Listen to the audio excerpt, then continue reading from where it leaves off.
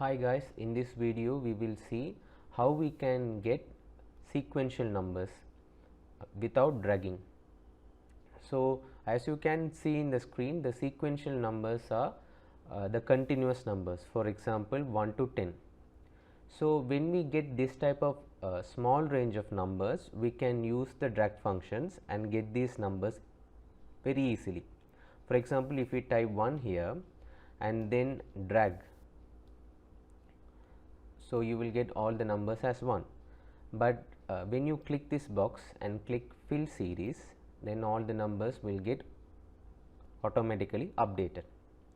So now consider, to get this 50,000 numbers, it is very impractical to drag these things.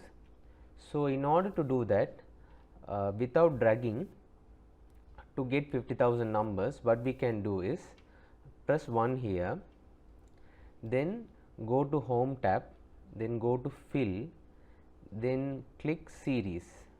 Then you will be asked in this box that series in which is rows or columns. So click column here. So since you need the numbers in the vertical type, so then also click the type as linear. Then this step value 1 means which is the starting number, then the stop value means 50,000, that means the, which is the last number. So then you type 50,000 here, then click OK.